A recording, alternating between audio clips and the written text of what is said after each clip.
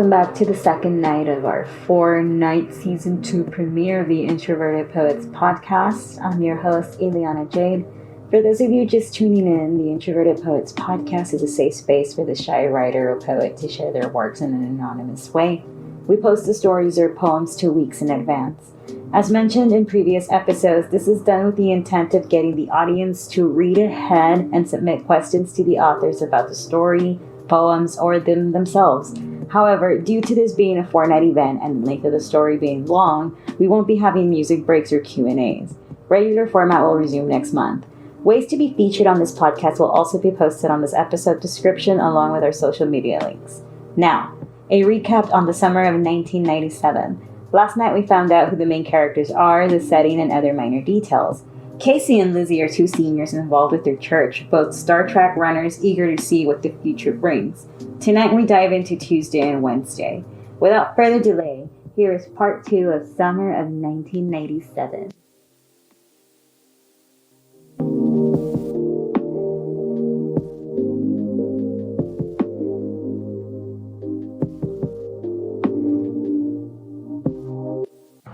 Tuesday, June 10th, 6 a.m. The alarm clock went off again, only this time instead of the hustle and bustle of Casey's house, Lizzie quietly awoke in her bedroom. It was her father's turn to drop the girls off. It was his day to go into the bank. What he did, Lizzie didn't know. All she knew was that he needed to make all of his clients happy, and above all else, richer. Lizzie stepped out of her bed and ran into her bathroom. Lizzie had no siblings. It was just her and her 2 parents. She began to shower and think about her last failed crush, Julio. He was the star quarterback of the New Caney High School football team. She did everything she could to get him to notice her, but he was far too busy chasing Mary Elizabeth's daughter, Marianne. Rumor had it she was fast, and that's what quarterbacks like.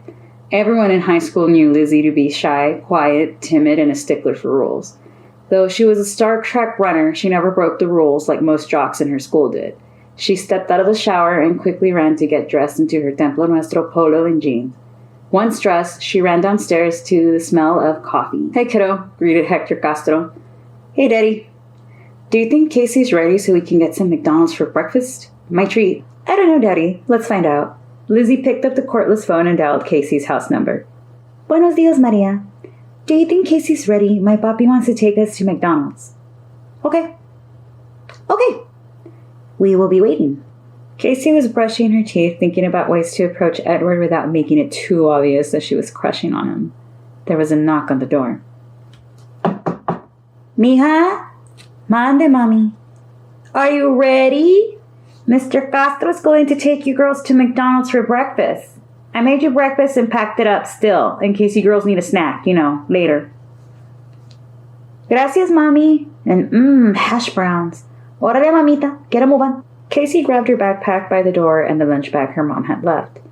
"Bye, Mommy, la miro al rato," she shouted. She quickly made her way towards the Castro's driveway. Lizzie and Hector were already waiting in the Acura Integra. "Buenos dias, Mr. Castro," Casey greeted. "Buenos dias, Casey. Buckle up and let's get some Mickey D's," he cheerfully stated.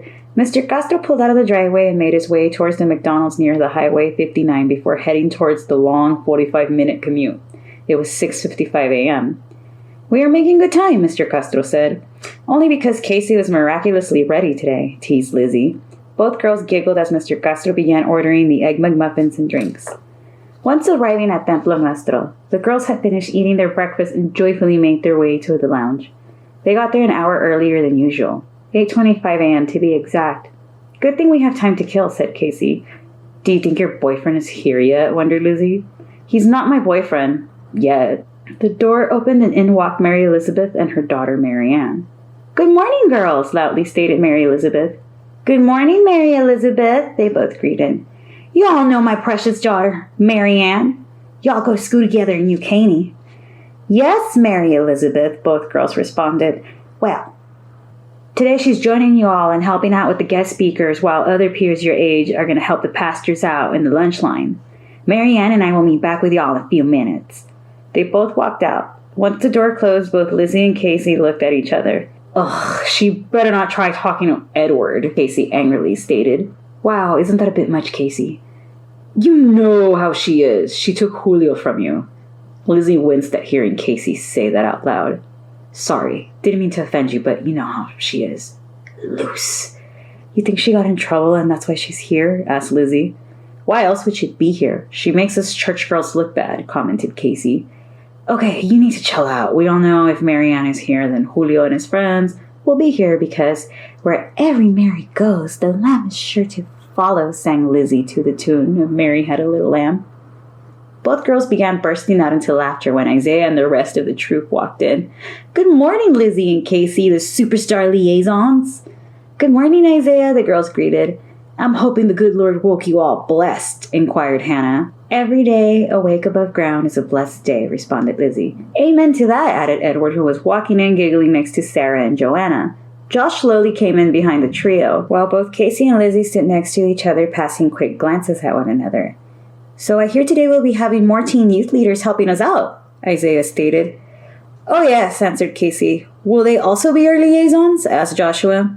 We don't know. Maybe Mary Elizabeth or Marcela know, suggested Lizzie. Who is Mary Elizabeth? Asked Sarah. Oh, Pastor Lynn's wife, answered Casey.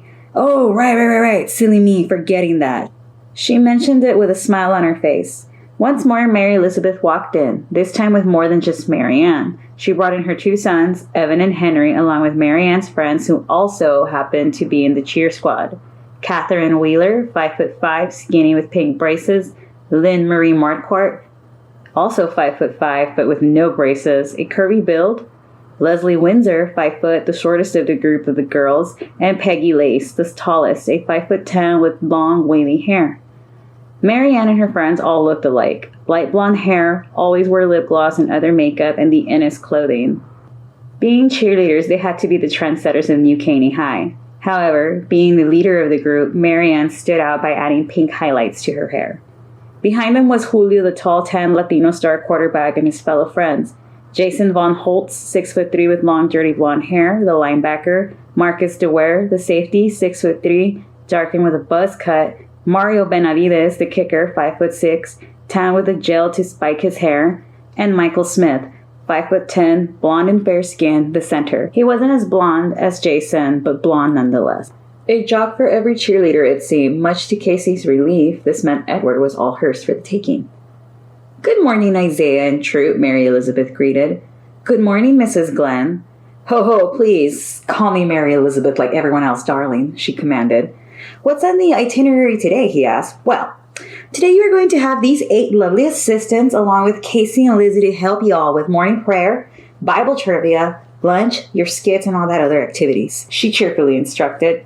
Oh, wow, you know about our skits, Isaiah asked. Why, yes, Edward told us all about it last night when we had him over for dinner. The air left Casey when she heard Mary Elizabeth say that. She quickly shot a quick glance at Lizzie, and Lizzie in return raised her eyebrows to confirm that she indeed heard what she heard. Anyway, I'll be needing 4 of you to find Pastor Glenn to assist with the breakfast line, 2 to help me unload the stuff, and the other 2 can stay here with Lizzie and Casey, Mary and Elizabeth added, while looking at the group. All right, Marianne and Catherine, you stay with Lizzie and Casey, and you 4, she pointed to Julio and his friends, go help Pastor Glenn. And the rest of you, follow me. Catherine and Marianne stayed staring at Casey and Lizzie, scanning them up and down. Good morning, girls, greeted Lizzie. Hey, nerds, accosted Marianne while Catherine was snickering behind her. Nerds? Repeated Lizzie. What are y'all doing or what? Demanded Marianne. We are helping pray with whatever they need, replied Casey. Oh, so like they're slaves? Asked Catherine. No, not like that. We are more like lamos, Marianne teased, causing Catherine to giggle once more. Well, at least some of us are here because we genuinely care about getting right with the Lord instead of boys, added Lizzie sternly, to which wiped a smirk off of both Marianne's and Catherine's faces. Marianne took a step closer towards Lizzie. Look, nerd, don't think I don't know that you have a thing for my boyfriend Julio.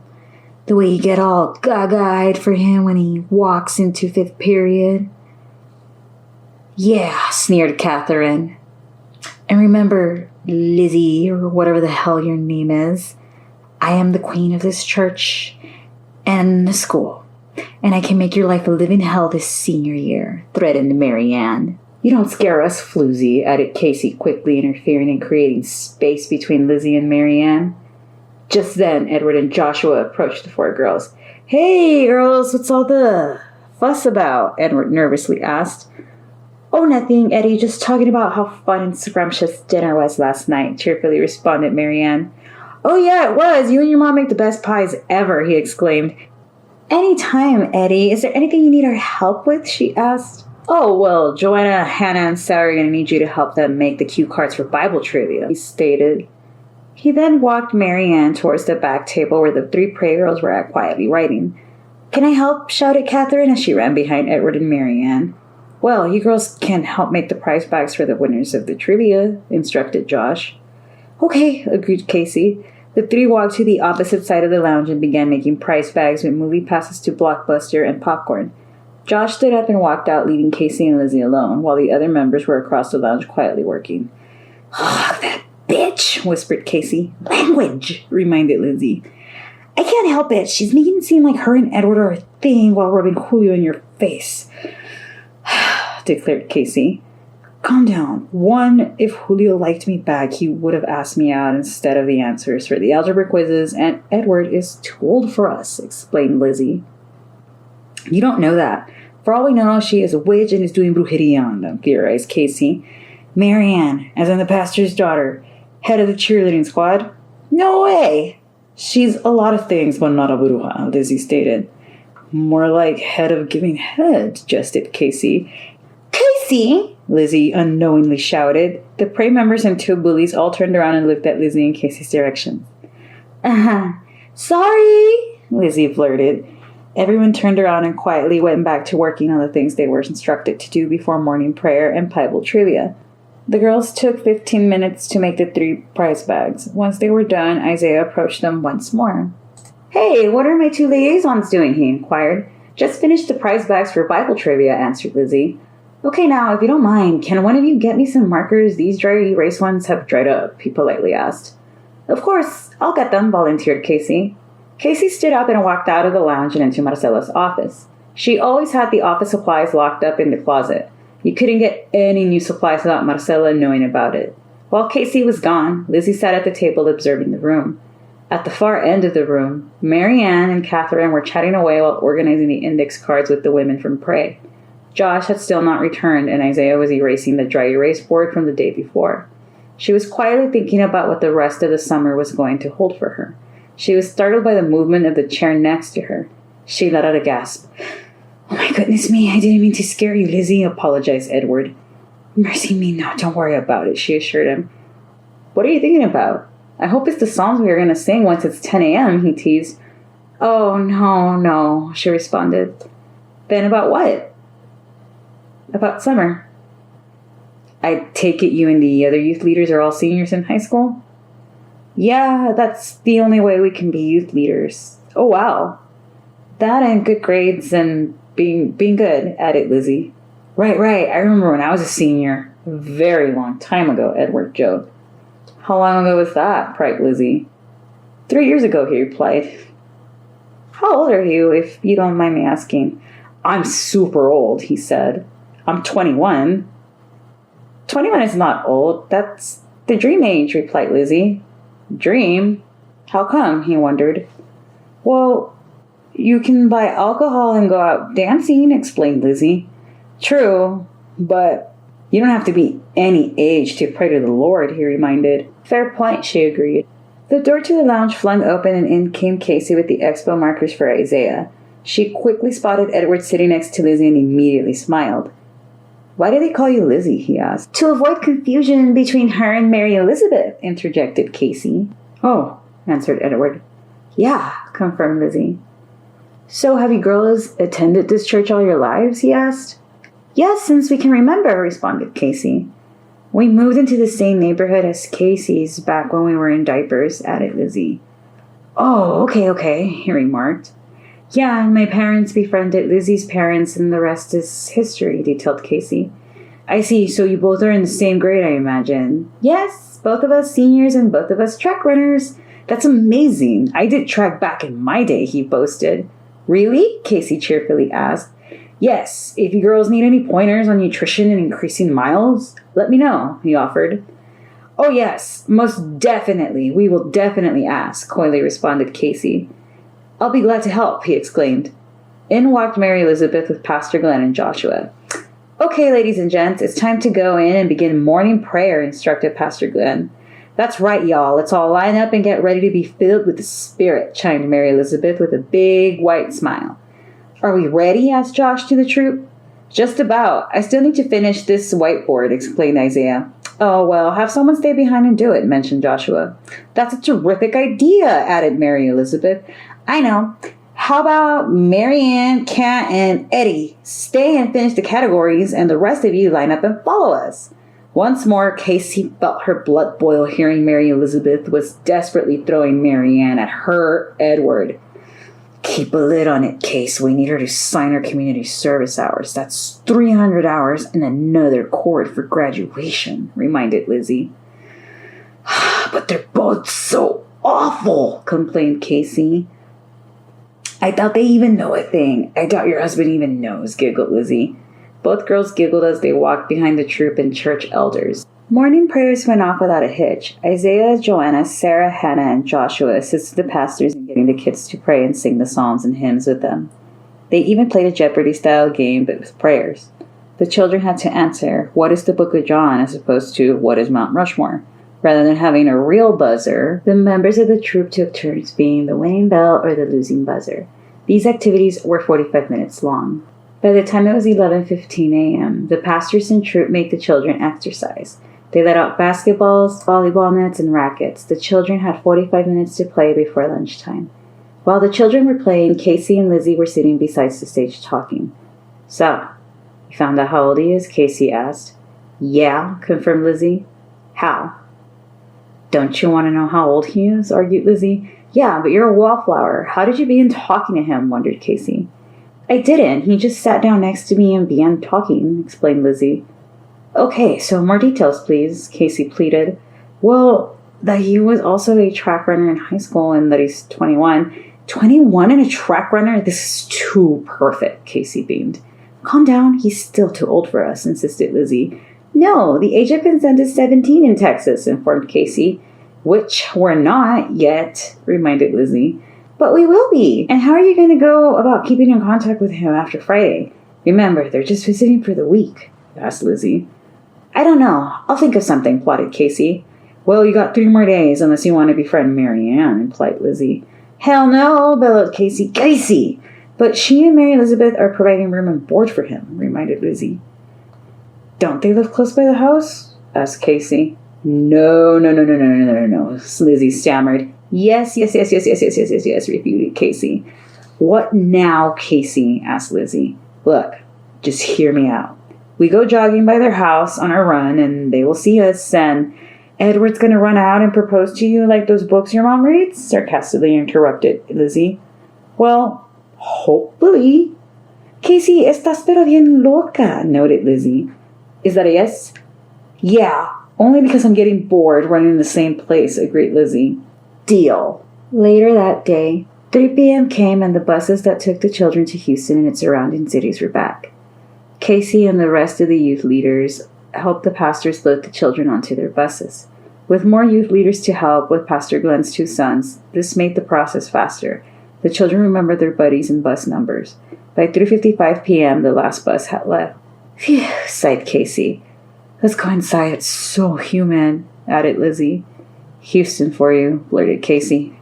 No kidding. Both girls walked into the administration building and sat in the lobby waiting for Casey's dad once again. Even though both fathers alternated as to who dropped the girls off in the morning for camp or school, when it came time for pickup, Casey's dad was usually the one to do the chauffeuring. Casey's dad, LeSabre, pulled up.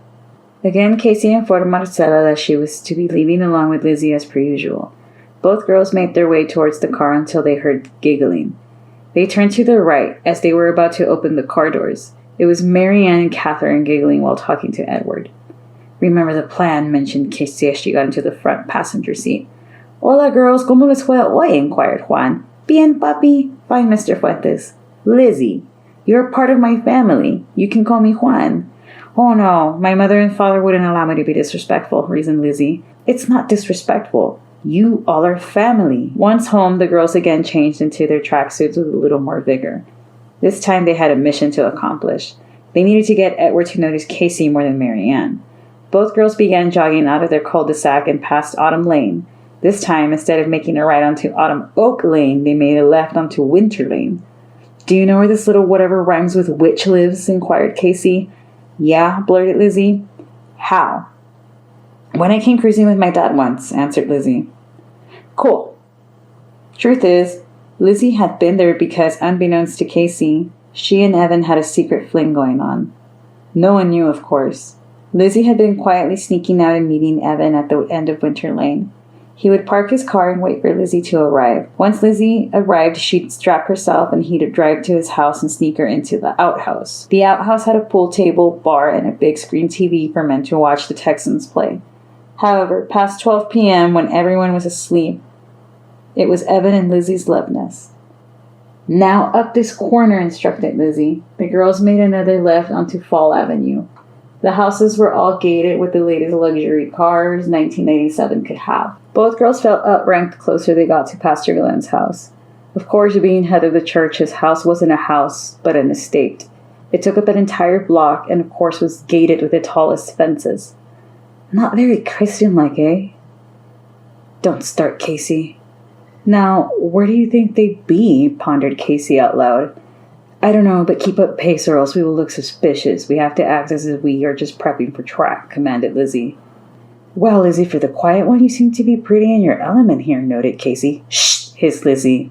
The girls continued jogging. They went past the estate and onto a neighboring street, Springtime Lane. Not only did it increase their miles, it killed time since it appeared no one was home at the estate. They passed another 2 streets before they decided to run back towards the estate and back home. Okay, huffed Casey. Let's slowly make our way back so I don't look too bad when we see Edward. Alrighty, responded Lizzie. As they were turning around, making their way back towards the second street they passed, they heard a rustling in the bushes. Both girls turned and saw Edward sprinting towards them. Oh my god, oh my god, oh my god, panicked Casey. Language, hissed Lizzie. Edward finally caught up to the girls and stopped, covered in sweat, running shorts, and no shirt. Liaisons? Hi, Eddie, greeted Casey. Hi, Edward, peeped Lizzie. What are you girls doing here? He inquired. We are upping our mileage for track, Casey confidently answered. Oh, okay, he breathed. I also live close by here. Well, we live close by, answered Casey emphatically. Okay, neighbors, right? He asked. I remember you all telling me. Yes, Lizzie sheepishly stated. You girls heading back home? He asked. Yes, we are, answered Lizzie. Would you like to join us on your run back? It's not too far from here, suggested Casey. Nah, maybe some other time. It's almost supper time at Pastor Glenn's. I don't want to be rude. I gotta wash up, he informed.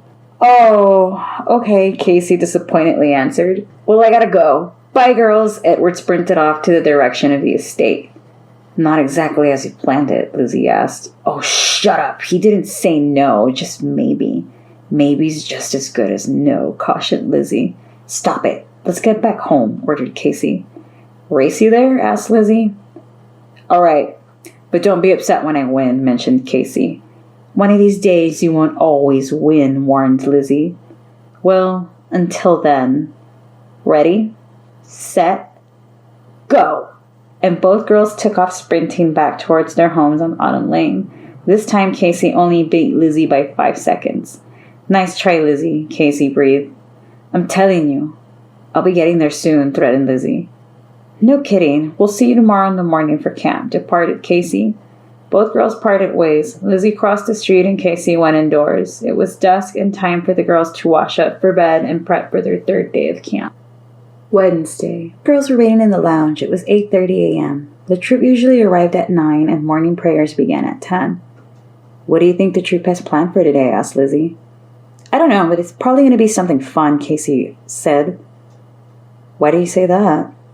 Remember all the camps before? The closer we got to Friday, the funner the activities got, reminded Casey. Do you think there will be a dance again this year? Asked Lizzie. You mean the concert? Asked Casey. Yeah, well, it starts out as a concert and then it turns into a huge dance, asserted Lizzie. Well, the music is fun, and after a week of learning, some play will do you some good. True, so what's the plan for today? Asked Lizzie. Plan? You know, to get your lover boy, reminded Lizzie. Oh, that, remembered Casey. I don't know. I think I'm just going to give up on that. I'm telling you, he's too old for us. Probably why he's not interested. Well, too old for you, specified Lizzie. The door flung open and the troop walked in. It was 8:35 a.m. Who's too old for you girls? Asked Isaiah jokingly.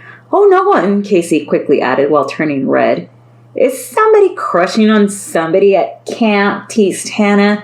No, nothing like that, peeped Lizzie. A boy from school? Asked Edward. Oh no, definitely not a boy from school, flirtatiously replied Casey. Well, whoever he is, I hope he is right with the Lord and going to pray away the drugs, shouted Joshua. Both girls looked at each other confused. Oh, you don't know? Asked Sarah. No, what? It's what our troop specializes in, added Joanna. Pray is a group designed to inform children about the dangers of taking drugs, explained Isaiah. We do songs, skits, games, and dances to inform the impressionable youth about the dangers of marijuana, cocaine, and today's hot topic, ecstasy. Oh, okay, both girls answered. So after morning prayer, we will begin with a puppet show on how Pepito and Maria are offered a joint by a thug hanging in the neighborhood while ditching school, explained Edward. And you need someone to help you with the puppets? Wondered Casey. Oh, no, you all don't know the script. Sarah and I will be Pepito and Maria. You girls will be helping make the set changes, said Edward. Oh, said Casey. Set changes? You know, the backgrounds you see in plays, explained Edward once more. Oh, okay, I mean, Lizzie and I are in one-act play. We could learn lines, Casey stated. Really? Track stars and actresses? My, I'm starting to sense you all are extremely talented. However, the skits are already in place. We just had the weather damage our cardboard set, so we gotta get new ones with box cutters for you girls to make. Oh, okay, Casey disappointedly answered. Marcela walked in with boxes full of supplies. Once 9 a.m. came, Mary Elizabeth, Mary Ann, Catherine, Evan, and Henry walked in. The others had their spots from yesterday. These four will be helping you all with your sets as discussed last night, Edward and Isaiah, instructed Mary Elizabeth. Mary Elizabeth walked out. Catherine and Mary Ann ran up to Edward and encircled him with Sarah, all giggling. This drove Casey mad. Lizzie had come up from behind Casey with a box of supplies. Hey girl, let's get started. Isaiah said he needed a set to have trees and clouds. Ugh. What? Drawing is fun for us, Lizzie pleaded. No, not that. That, Casey emphasized while pointing at the girls encircling Edward. Casey, ignore them. He's too old for them too. Besides, Marianne is with Julio, and it's not just him going to dinner with them. Remember what Mary Elizabeth said. Isaiah is apparently also staying at the estate. Heck, they probably all are, judging by how huge it is, reasoned Lizzie.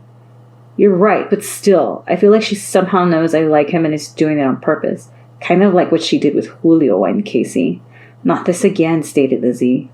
She cut out a giant square in the middle of the cardboard box meant for the puppets to be seen. You know what she did was super wrong, right? Pretending to be your friend so you could tutor her for algebra and you telling her who you liked, and bam! A few weeks later, she and Julio are an item. Lower your voice, Casey. I don't want them to start, begged Lizzie. Whatever, she's a floozy and she knows it, insisted Casey. Draw the clouds before you draw the trees, ordered Lizzie. Oh, hush it. I'm just saying. Marianne has a record, declared Casey. A record of doing what? Asked Marianne suddenly behind Casey. Casey turned around and faced Marianne. A record of being a two-faced snake, sassed Casey. A two-faced snake? Me? Shouted Marianne, who shoved Casey. Casey in turn shoved Marianne back. And before Marianne could come closer to Casey with her open hand, Edward and Isaiah got between the girls. Whoa, what's going on here? Asked Isaiah. She's calling me names, answered Marianne, who was pretending to tear up. Well, maybe if you weren't such a two-faced bitch, bellowed Casey. Language, shouted everyone in the lounge. Well, she put her hands on me first, reminded Casey. I was only defending myself. I will not be hearing another word of this, stated Marcela, who was still in the room. Both of you, to my office, immediately.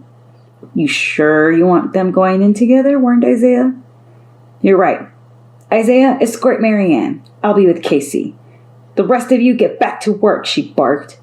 Isaiah escorted Marianne out of the lounge and Marcela walked behind Marianne, but in front of Casey. Lizzie was left alone to work on the backdrop for one of the skits. She felt bad she couldn't prevent the fight. She began coloring the cardboard blue, then spray painting white puffy cotton-looking clouds. So, I take it Marianne isn't very popular, a male voice whispered. Huh? Lizzie responded, startled, and accidentally sprayed white onto Edward's black tennis shoe. Oh my gosh, I am so sorry, she quavered. No, don't worry, these shoes are old anyway, he reassured her. He kneeled down beside her. What are you working on? The sunny day for Pepito and Maria, Lizzie explained. Ah, let me help you there since your partner's busy at the moment, he volunteered. Yeah, I told her to just help me, but am I right? Is Marianne mean? He asked again. Why would you ask that? She responded. Well, I saw the tension yesterday and now today, Edward reasoned. That obvious, huh? Yeah. Care to share more? He wondered. I don't know, Edward. I wouldn't feel right telling you about Casey and Marianne, for that matter. It's okay, I understand. Now, let's add the tree on here. Here is the green and the brown spray cans. Wow, you're a really talented painter. Thank you, Lizzie nervously replied. So I take it you're the shy one and Casey's the fiery one, since the Sandbot. That's amazing that your friendship has lasted this long. Will you be two going to the same college? Hopefully. We haven't begun applying yet. Well, you should. You don't want to be like me, 21 and barely working on your basics. Edward added the finishing touches to the set. He then walked towards Sarah and began rehearsing his lines. Mary Elizabeth walked in and motioned for Catherine to go outside with her. 10:45 a.m. Though challenging and a bit stressful, Lizzie was able to finish 3 out of 5 sets needed for the puppet skits. Luckily, Joanna, Hannah, and Joshua helped with the remaining 2. Sarah finished sewing up loose ends for the puppets. They knew after another game of Bible trivia and lunch the show would be going on. Okay, a loud male voice said. Everyone looked up and saw that it was the head of the church, Pastor Glenn with Pastor Gilbert and Pastor Ramiro. We will be missing 3 liaisons for the time being, but it's time to do some more Bible trivia before lunch. Let's get on out there. Will we be giving out prizes this time? I didn't work on them, asked Lizzie. No, we got that covered, Lizzie. Don't worry about it. You just go out there and have fun, suggested Pastor Gilberto. Where is Isaiah? Asked Joshua. He's handling some paperwork. He will catch up with us, informed Pastor Glenn.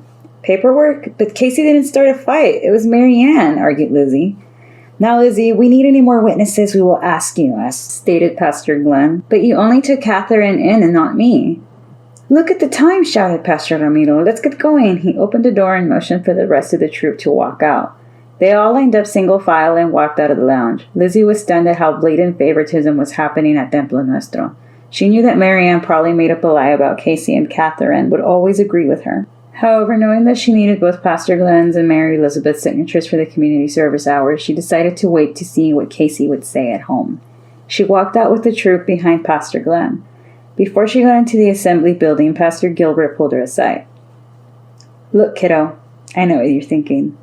I know how you're feeling, and I know what's going on, he quietly consulted. So what's going to happen to Casey? This is the first time she's ever gotten into trouble, and we need her community service and letters of recommendation. It will be fine. Being that it's her first offense, she will most likely just be asked to go home for the day or just be in the office. Don't worry, it's barely summer. You all still have time to get more community service hours. You all don't graduate until May anyway.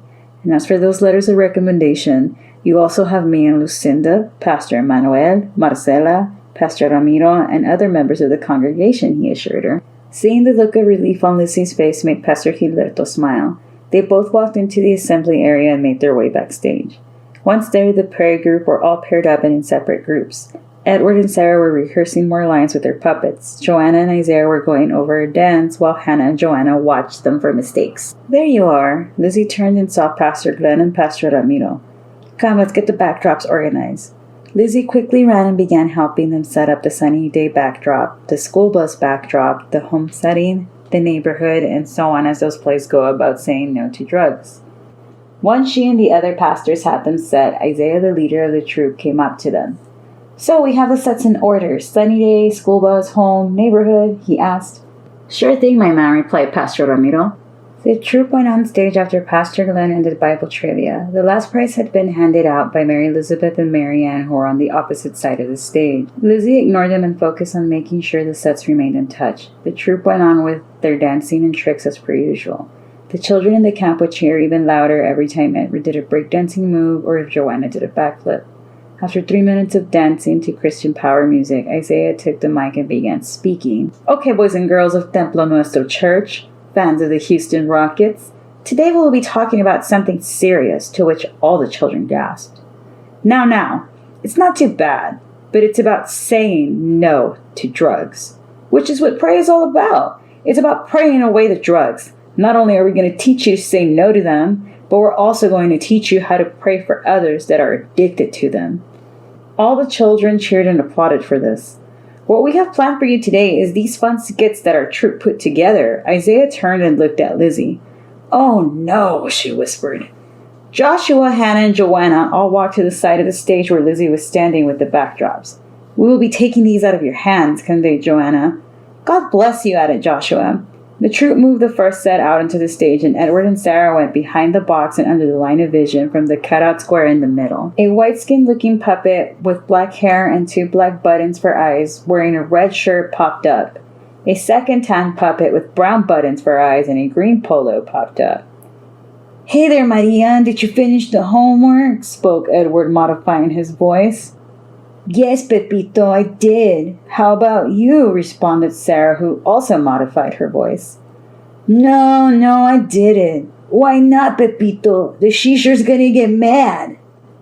Well, last night my parents were having a carne asada. He paused and all the children in the crowd cheered. As I was sitting there, my primo Tomas was hanging out with the neighborhood boys and they offered me a sip of alcohol. You had a beer? Yes. Are we allowed to drink beer? We're only in the 4th grade. I don't know, but Tomas and the cool kids of the barrio were drinking, so I joined them. The backdrop changed from the sunny park scene to the scene on the bus, then into the classroom and etc. At the end of Pepito and Maria's day, they were back at the same backdrop from the beginning, the park. Only this time there was a 3rd puppet there. Wow! After the firefighter came to talk to us today, I am never drinking a beer or doing drugs. It's not what God wants either, stated Pepito. Me either, added Maria. Yo, niño, said the strange 3rd hoodlum-looking puppet with baggy pants and chains. Hello, they both answered. You want to try some marijuanas? Is that a drug? Asked Pepito. Yes, answered Maria. Remember Firefighter Murphy said that marijuana was the drug that leads to other drugs? Gate something? Oh, right, remembered Pepito. Firefighter Murphy's a nerd. No one cares about what nerds say, said the 3rd nefarious puppet while approaching Pepito and Maria. Say no to drugs and peer pressure, reminded Maria. The skit stopped. Edward, Sarah, and Joshua popped out from behind the cardboard box and stepped in front of it. Isaiah, Joanna, and Hannah joined them on stage.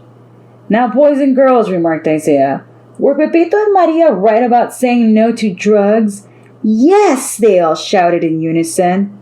What else could they have done after running away from the 3rd puppet? Various children began to shout different answers. Call 911! Call Captain Murphy! Those are all good answers, boys and girls. But what they should also do is pray. Oh, they all shouted. Now, we are going to do some role-playing activities where one of you will come on stage and pretend to be like Maria and Pepito, and one of us will pretend to be the gang member. But remember, it's just pretend. We're just acting, so don't go out in public and have security at the mall chase us. All the children began to laugh. Now, who wants to volunteer? Asked Isaiah. Me, they shouted, and several hands shot up in the air. Lizzie was watching but couldn't help but feel eyes on her. She turned around and saw Evan standing behind her. Oh, Jesus, you scared me, she whispered. Don't take the Lord's name in vain, he demanded. How have you been? Good. Just wondering when you'd be ready to. You know, hinted Evan. Evan, we made a promise to God and Jesus that we would wait until marriage, pleaded Lizzie. Yeah, but that's for boyfriends and girlfriends. You and I are neither of those things. Besides, don't you want to go with experience to college? Evan asked. But before Lizzie could answer, the music of Bonnie Tyler's Total Eclipse of the Heart began playing. Lizzie and Evan both turned around and looked out onto the stage. The prey group began what was an interpretive dance. It started with Joanna and the other group members all wearing backpacks and pretending to be in school. Then it turned to Sarah and Edward using drugs. Once upon a time there was light in my life, but now there's only love in the dark. Edward's character overcame the drug addiction, but Sarah didn't, and she died. The rest of the troupe carried her in what looked like a casket on stage to the breakdown of the song. The song ended, and the six stayed looking somber. Sarah then popped out of the casket, and the mood turned from a somber one to a cheerful one once again. Okay, now you see why doing drugs is bad? Asked Isaiah. Yes, again they shouted. Now, can anyone tell me what we call in when a friend keeps on suggesting you drink some alcohol or marijuana? Oh, me, said a little boy in the front row. Pastor Gilberto ran to him and handed the microphone. It's called peer pressure. Very good. Here's praise shirt from us, gushed Isaiah. Edward ran towards the little boy in the crowd and handed him the shirt. Now, another question for another prize, boys and girls. What else are we supposed to do besides saying no to drugs? It's something firefighters do before they rush into a burning building, Joanna hinted. Oh, I know, shouted a little girl in the far back. Pastor Emmanuel, who had been missing up until now, ran towards her with the microphone in hand. They pray. Excellent, shouted Joanna. Here's a shirt for you. She tossed it towards Pastor Emmanuel, who caught it and handed it to the little girl. All right, boys and girls, we are handing paper and pencils out. If you notice on the paper, it says, I blank pledge to not only say no to drugs, but also pledge to pray for those afflicted by drug addiction for them to go away, instructed Isaiah. This will be the end of the skits and lessons from us today, boys and girls. Tomorrow we will be having a special comedy hour by Edward. Between Bible trivia, lunch, the improv group skits, dances, Q&A, and now pledge signing, it was already 3 p.m. Lizzie wondered where Casey was. Mary Ann was allowed to come back, and from the stage vantage point, she was able to spot Catherine, Wheeler, and the other minions as well collecting pledges from the children. So you want to meet tonight, Liz? Whispered Evan. Huh? I said if you wanted to meet tonight. You know, repeated Evan. I don't know, Evan. We have to be up early again tomorrow for the 4th day. Oh, come on. It's not going to hurt. I promise. I'll go gentle.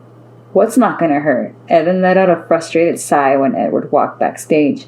Hey, Liaison and Evan, my man, he greeted with a special handshake only fraternity brothers would ever give each other. So what's going on the agenda for tonight at your place? My place? Asked Lizzie. Oh, no, sorry, Lizzie. I was asking Evan, clarified Edward. Ow. Lizzie was red in the face. Nothing, man. My dad was going to fire up the grill and, watch the Rockets take the Spurs. Cool, but hey, man, I'm a Spurs fan since I'm from South Texas, said Edward. Houston represent, shouted Evan. Will you be jogging again, Lizzie? Asked Edward. Lizzie stammered while turning red once more. Jogging on by? Asked Evan. Oh, yeah, I forgot to tell you. Casey and Lizzie yesterday were jogging down the street and I bumped into them, explained Edward. Really? Asked Evan while looking at Lizzie. Is that your usual jogging route? Never seen you running there. Well, it's just that Casey wanted to try a new route, Lizzie explained. Uh-huh, replied Evan. Yeah, nice neighborhood to run in as well, she confirmed. Funny. Why is it funny? Asked Edward. It's funny because I've known Lizzie and Casey all my life and I've never known them to jog near the house, stated Evan. No way, laughed Edward. Way, exclaimed Evan. Feeling the wind escape her, Lizzie stood frozen with her mouth open. She couldn't believe what Evan had just said. How did he know? Edward, come here, shouted Sarah. We'll catch you later, my man. I gotta see what my girl wants, said Edward while exiting the awkward situation between the three of them. So, do you, Lizzie? Do I what? Do you have the hots for Edward? What? I want answers. That's none of your concern, since like you said, we aren't boyfriend and girlfriend. Lizzie angrily stormed out of the assembly hall for fresh air. She did not want to help with buses. She did not feel like facing Marianne or her entourage. She didn't want to see Evan, and she didn't want to be anywhere near the troop. In fact, the troop was the group she wanted to be the furthest from. She let out a profound sigh and walked towards the back of the administration building. She knew further back there was a creek. When she needed to escape and pray, Lizzie would walk to the creek and sit. The creek had dirt trails covered in rocks and bushes. The trees worked as curtains to block out anyone from looking in. She loved being behind the veil and looking from the inside out. As she began walking into the creek, she heard rustling noises coming from the bushes. Feeling brave, she walked towards the noise and found Edward pulling his pants up. "Oh my God!" Lizzie shouted. "Fuck!" he shouted. "What are you doing?" "How long have you been standing there?" he asked. "I asked first," she stated. "Now, Elizabeth, calm down. Only my father calls me that. You don't get to." Okay. Now, easy. Easy. What are you doing?" "Look, I was waiting on Sarah and she was taking too long. So, you and Sarah are a thing?" "Yeah, well, not official, but... And you're having premarital sex?" "Now, Lizzie, no human is perfect." Feeling her heart racing to her chest, she saw Edward's lips still moving but heard nothing he said. "So then she said, let's go do something romantic, and I thought this was the romantic spot." "Okay," uttered Lizzie in disbelief. "Lizzie, are you ever going to look me in the eye again?" "It's just... Lizzie, you can't tell anyone, okay? It will hurt Sarah and the troop. Think of the congregation," he begged while grabbing her by the wrist. "It'll be our little secret, okay?" Lizzie shook her head in agreement. "And as a thank you for not telling, I'll help you and Casey get better at your running." "Huh?" Yeah. I saw you two racing by and you could use some work."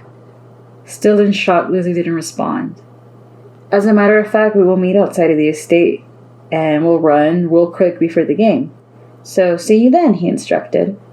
After saying that, he walked back to Templo Nuestro's parking lot. Lizzie stayed behind and watched as Edward grew smaller and smaller in the distance. She looked around and felt a silence befall the creek. Maybe it was because her heart was still racing, but she no longer felt the tranquil serenity of that haven that was once there. She turned around and walked back towards the church. She made it on time. The last bus had just left and Casey was standing outside. "There you are," she shouted. "What happened?" "I'll tell you right now." "Why were you and Edward coming from the back?" Casey asked.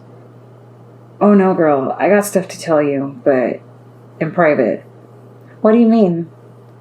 "It's nothing like that, but we're going to be running with him tonight." "My goodness!" shouted Casey in excitement. "Don't get too excited. He's dating Sarah." "Sarah?" "Yes."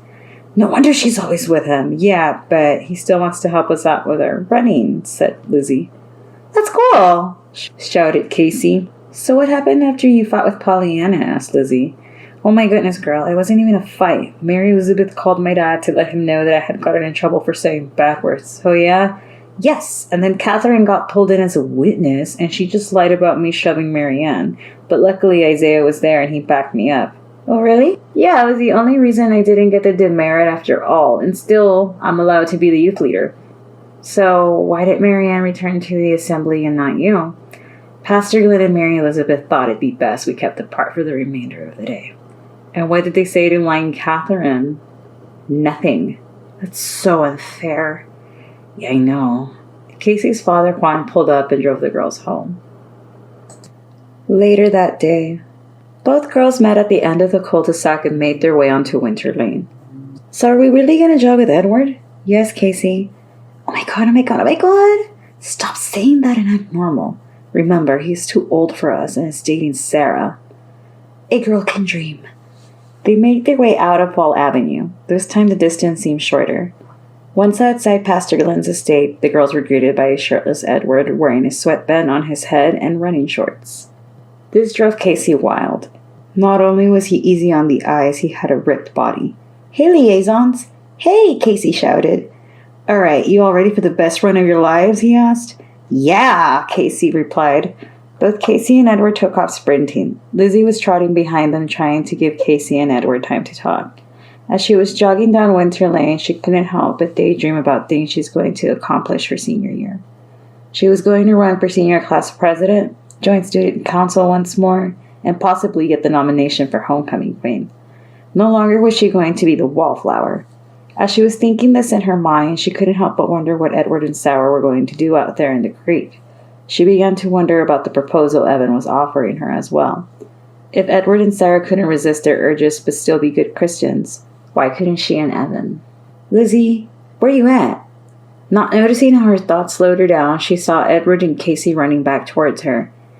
"Sorry, not feeling so hot today. Really tired," she lied. "Yeah, I bet," added Edward. "We did so many things while you were gone, Casey." "Like what?" Casey asked. "Just the skits and questions," replied Edward. "Lizzie had to do the job of 5 people, but she rocked it." "Ah," added Casey. Yeah, tomorrow I'm going to do a special presentation plus a special comedy treat by moi," he added. "Moi?" both girls asked. "Oh, you girls don't speak French?" "No." "Ah, well, moi means me in French." "Oh, really?" gushed Casey. Yeah, it will be a part of my routine. You'll see tomorrow." At the end of the statement, they reached the estate once more. Edward and the girls parted ways. The girls went back home and rested up for the second to last day of camp. "See you tomorrow, Lizzie. See you tomorrow, Case." With that concludes our second part of the 4-night season 2 premiere of the Introverted Poets podcast. We just listened to the second part of Summer of 1997, covering Tuesday and Wednesday. Join us tomorrow night when we cover Thursday through Saturday. I am your host, author, and narrator, Ileana Jade. As always, stay safe this spring break 2021. Good night, loves.